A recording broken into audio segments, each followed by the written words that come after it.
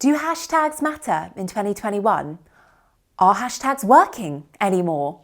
What should my hashtag strategy be? These questions and many more like them are ones that I get on a regular basis over on Instagram, almost every single day in fact. Hashtags seem to be one of those things that just consume people's attention, and it's something that I know a lot of people are thinking about and wondering about. And so I thought it was about time I put together an updated video addressing all of these questions. Now, the way that this video will be divided is I'm first going to give you a strategy and the most effective way that I think you should approach hashtags in 2021. And then in the second portion of the video, I'm going to give you my perspective on hashtags in 2021. So just before we get into the strategy side of the video, do hit the subscribe and bell button so you never miss a new video when it drops every single week. And now without further ado, let's get into the hashtag strategy. So this strategy that I'm going to walk you through isn't very different from the other videos I've made about hashtags before. It's very, very similar. And to be honest, I don't really think that much has changed when it comes to an effective hashtag strategy. Certainly things haven't really changed in the last couple of years. But just to refresh everyone's memory, or if you've never seen any of my other hashtag videos, this is the best approach that I think you should have when it comes to hashtags. So first, get up some kind of tracker or library. This is what is going to be your hashtag library. So I use Google Sheets to collate and store all of the hashtags that I use on a regular basis. But depending on how you like to work, this could be a Google Doc, this could be a notepad and pen. Just something, choose something that you know you can go back to and reference and add to and take from on a regular basis. So let's say it's a Google Sheet. What you're going to do along the top of that Google Sheet or Excel spreadsheet is you're going to add the following categories or headings. You've got industry, you've got area of expertise, you've got ideal customer or client, and then you've got location, if that is relevant. Now, if you are purely an online business and location doesn't really matter at all because you've got customers and clients all over the world, then you don't necessarily need to worry about location. However, if you are some of the time or all of the time a location-based business and your clients and customers are local and that does matter, then have a section for location-based hashtags as well. Now, what you want to do under each of those headings is you want to start brainstorming ideas. So I'm just going to use me as an example. Under the industry heading or category, I'm going to start writing words down like online business, digital marketing. Under area of expertise, I'm going to add words like Instagram marketing, Instagram expert, Instagram content. And under ideal customer, I'm going to start adding words like creative business owner, small business owner, freelance female, mumpreneur, or working mother. So this is really where your research starts. You're just going to start with the information that you have at your disposal, the information that you know to be true about your industry, about your area of expertise, and the information you know about your ideal customers or clients. So these words and phrases are the starting points for your research.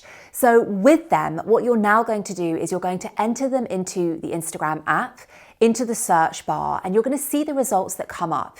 You will notice that when I start typing words like online business into the search bar on Instagram, it will suggest different hashtags for me to pick from. And I'm going to look down the list and I'm going to audit the hashtag suggestions that are proposed to me. So in this case, I'm looking down the list and I'm seeing things like online business owner, online business tips, online business coach. I am going to click online business tips because that is still relevant to the industry kind of section of the research that I'm doing. I could pick on things like online business owner. That would be more related to my target customer, my ideal client. So I could add that into that section, but for now, let's just click on online business tips. Now, what I'm doing is I'm having a look at the content that is surfacing for that hashtag. What other pieces of content, photos, videos, reels, are also using that hashtag? Because I want to do a bit of a sense check that it isn't spammy, it isn't irrelevant, that my content would be suitable to show up alongside this content as well. Now, in fact, one of the most important things that I'm looking at when I am clicking on a hashtag and I'm checking that the content looks relevant, I'm actually looking perhaps more closely at the number of posts that are using that hashtag. So in this case, Online Business Tips has 178,000 posts also using that hashtag. So this is a relatively small hashtag. The density of this hashtag is relatively small. What that means is that there isn't a huge amount of content using that hashtag. 178,000 is still a significant number, but it is not 250,000, 500,000, a million. Now, generally speaking, you want to try to be making most of your hashtag research and most of the hashtags you are using, you want to make them as specific as possible. So I would suggest finding hashtags and adding hashtags to your hashtag library that have between 10,000 and up to a maximum of 250,000 posts using that hashtag. The nicher, the smaller the hashtag, the better chance that you have of ranking for that hashtag. The reason being is simply a numbers game. If you are using a much less popular, much more specific hashtag, you are more likely to surface in the results for that hashtag, to rank in the top 9 posts for that hashtag. And it means that your target customers are more likely to see your content.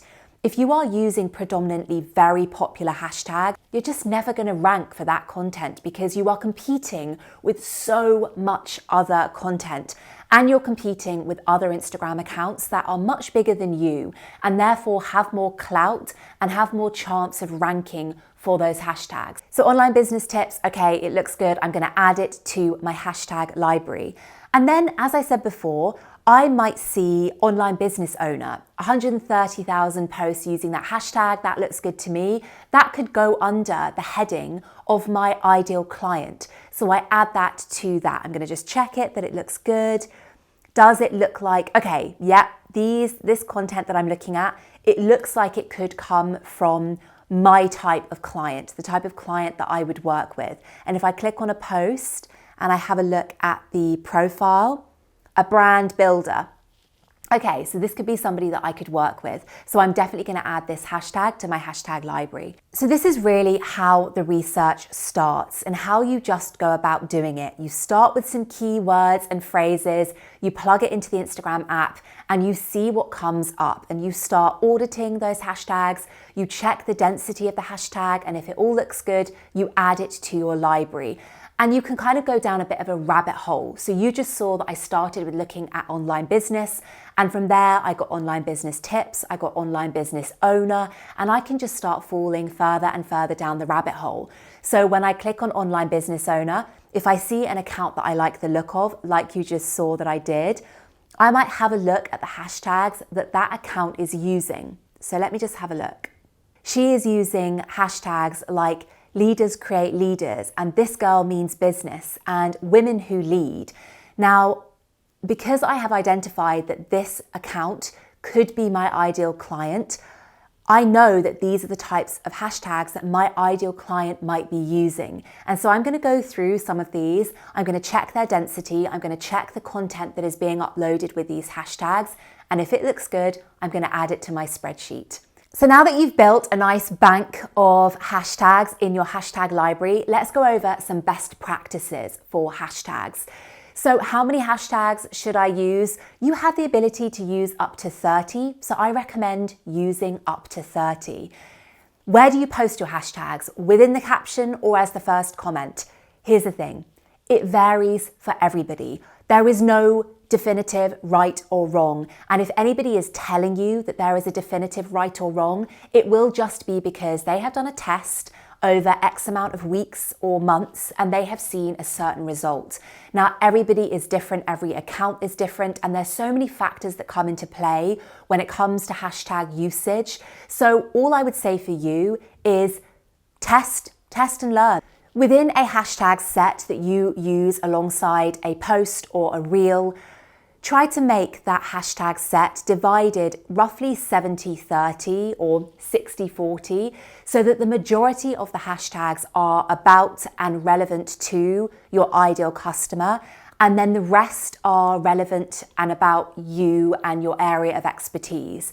So you want the balance to be tipping in favor of your ideal customer. You want most of your hashtags to be aimed at your target audience, and then the rest of them to be about you and your area of expertise. And mix and match your hashtags. So even if you find that a set of hashtags works really well and you get really good reach one day, don't just copy and paste that set of hashtags and use it again and again and again, because you're not giving yourself the best chance of success and of utilizing and capitalizing on other hashtags that might work really well for you. So mix up the hashtags you use with every post just to see what other results you get and to give yourself the best chance of the best reach. And that brings me onto my perspective on hashtags. And that is that your focus should not be on the hashtags. So often I get questions in the DMs about hashtags, and a lot of very worried people fretting and spending a lot of time wondering why hashtags don't seem to be working. And often I will go and I will look at their account and I will look at their content, and their content isn't very good. And if the content isn't great, the hashtags are never going to work. I elaborate on this much more in this carousel post that I am showing on the screen.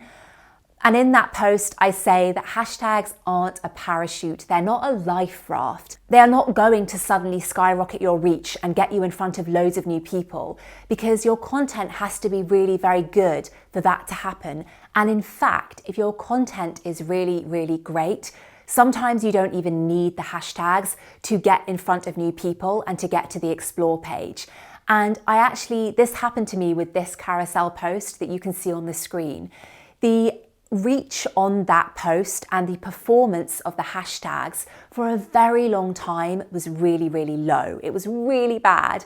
And when I first shared this carousel post, I actually thought, okay, well, clearly this isn't content that my audience really wants to see from me, because the engagement wasn't great and the reach from the impressions via hashtags really wasn't very good. And I just put it down to, okay, a learning experience. Maybe I need to mix up the type of content that I share. Now, fast forward a few months, and this is one of my most saved carousels ever. And what that meant is that it actually made it to the explore page. It actually got in front of new people.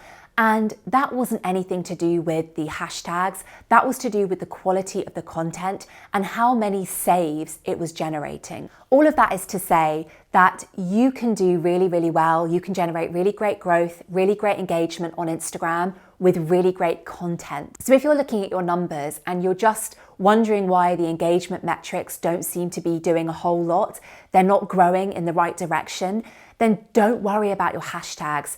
Think about your content, really analyze your content with a critical eye and see what changes you can make to the content to make that better, because that is really what's going to make the difference, not your hashtags. If you did like this video, please do hit the subscribe and the thumbs up and bell button so you are alerted whenever a new video goes live, and so that I know you are enjoying this content.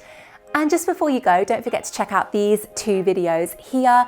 There is a month worth of high converting Instagram posts that I have created for you, and I walk you through them week by week in that video. And I also am talking about how you can increase your Instagram story views in this video right here. I'll see you next week for a brand new video. Thank you for watching. Bye.